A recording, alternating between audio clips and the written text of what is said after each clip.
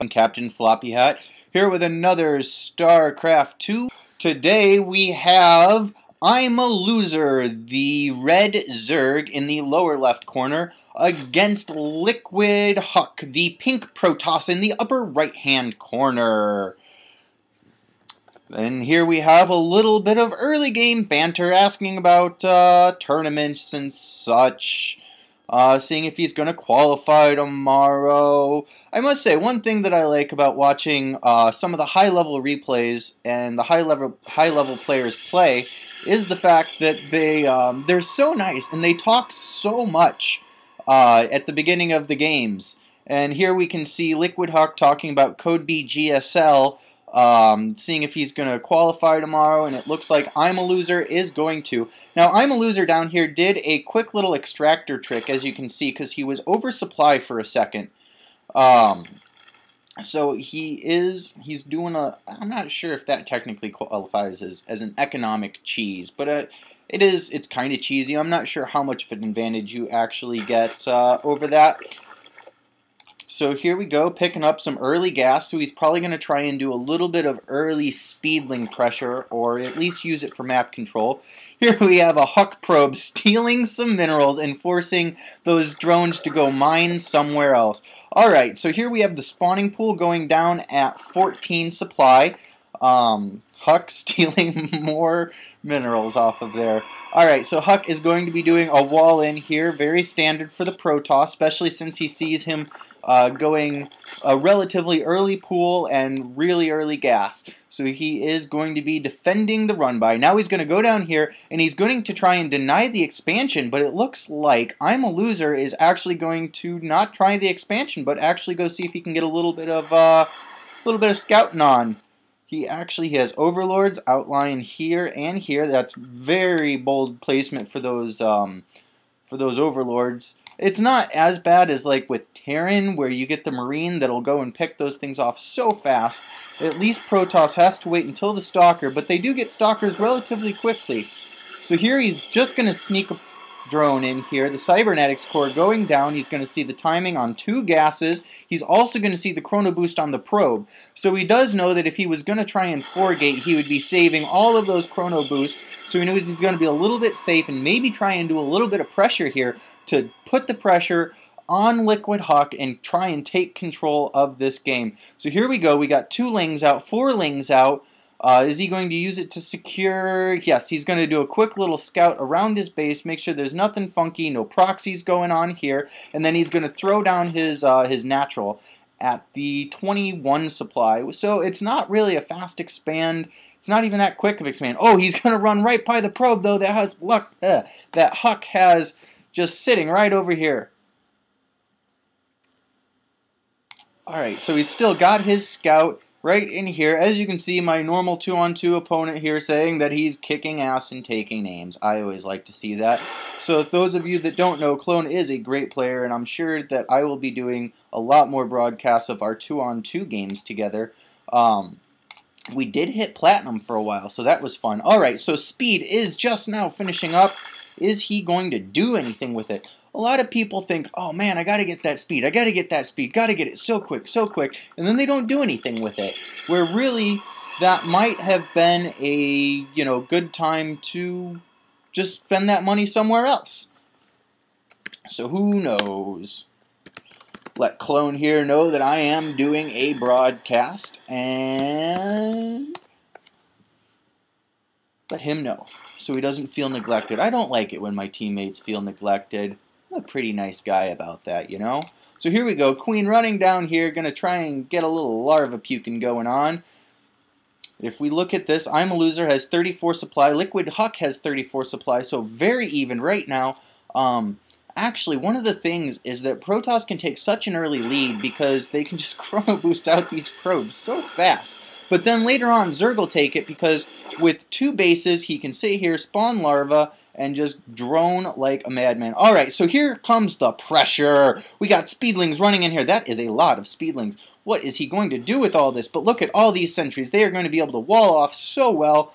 And I think he is just going to be sitting here trying to harass this. But, oh man, so many sentries.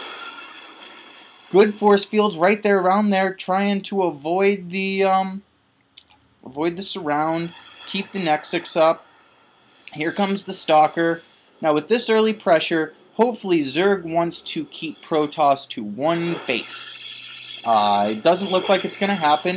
Here is the standard, pylons at the base of the ramp. He needs to be really careful here not to get stuck with those force fields. And force fields are like the bane of the Zerg army early game. Protoss uses force fields so up really hard, they get to do whatever they want then, but they do give map control to the Zerg, which Zerg loves map control, allows them to expand like a madman. So here he is pushing out. LiquideHuk is going to try and get a few free kills, see if he can get a surround. Oh, maybe he's going to get a run by, maybe. Not sure yet. Looks like he's going to try and get a couple cannons down. IMLosira seems pretty happy just trying to harass that Nexus. He's getting upgrades coming out. This is a huge army here, and those amount of Zerglings is not going to be able to deal with that at all. What they'll do is just force field all around themselves, and then it's nothing. It's game over for Zerglings. Can't even get to them. Alright, let's take a look at the production tab here. We have a spine crawler, and it looks like Zerg is going to be going for roaches. Oh, let's check these Zerglings out. They are just running around maintaining that map control. That is the big thing about if you spend that money on the early Zergling speed, you have to get that map control. Because if you concede map control as Zerg, you are fucked. Pure and simple, fucked. So Protoss wants to try and hold some of that map control. He does have his natural relatively early. Now what Zerg wants to try and do is take even yet another expansion. As you can see, breaking down the rocks here, he wants to take his third right over here. And the rocks, by taking those down, it really allows him to have good reinforcement, good lateral movement. And he'll be on 3 bases. Huk will be on 2 bases. Huk's got the Robo facility going down. Now the only thing is this Robo facility is in a great spot for the Zerg to be able to maybe come in and snipe it. But we'll see. The other thing that I am not seeing actually is cannons. He's got the Forge. He's just using it for upgrades and warping in more Stalkers. Here he comes pushing into the Zerg base.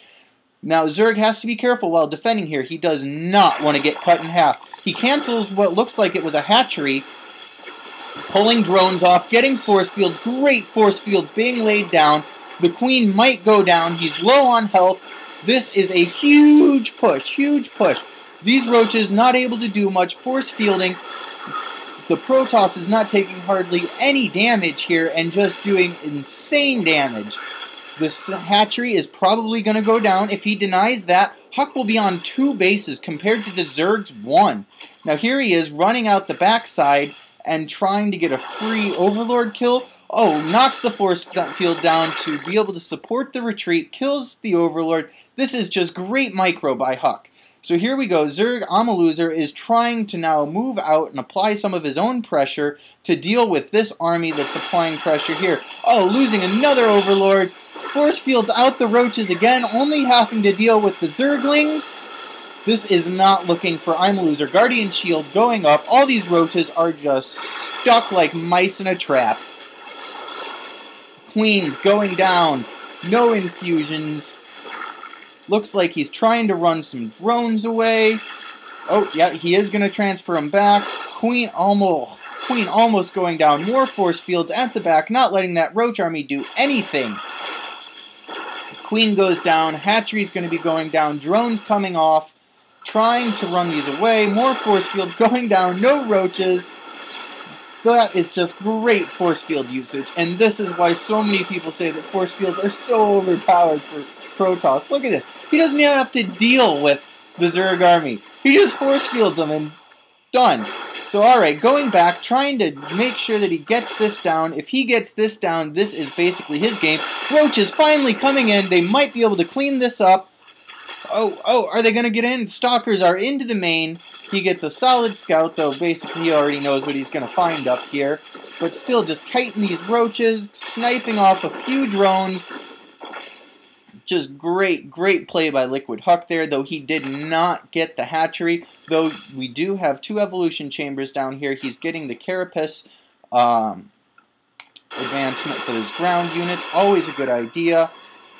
So now, since Huk has seen that IMLosira is going roaches, he has Stalkers and Immortals coming out, and I wouldn't be surprised to see some kind of robotics facility. Is he going Colossus? No, looks like he might just be sticking with the good old-fashioned tried and true Immortals and Blink Stalkers. Such a strong army against the roach composition, and he has done just a ton of damage already against the Zerg. If you look at the supply here, Huk is at 107, where IMLosira is at 91. Now by this time, IMLosira, the Zerg, wants to be usually a base ahead and up in supply, and at this point he is even in bases and he is down on supply. That is never good.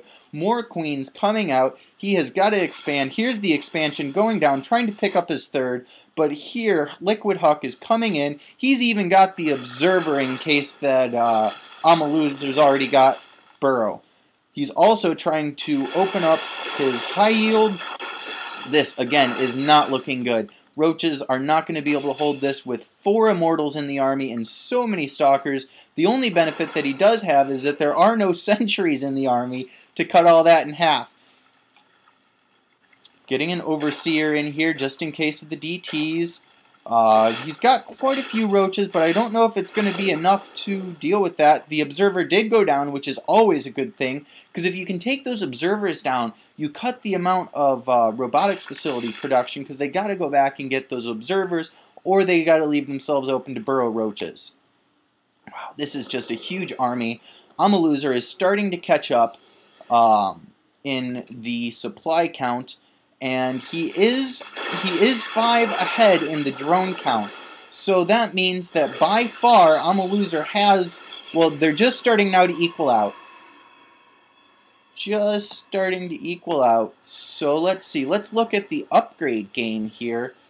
We are looking at 1 armor and 1 attack for LiquideHuk, and down here we are looking for 1 armor and 1 attack on his roaches. So the upgrade game is pretty even, and that's just the way it is. Huk is taking his 3rd, so usually what the Zerg wants to do now is take his 4th.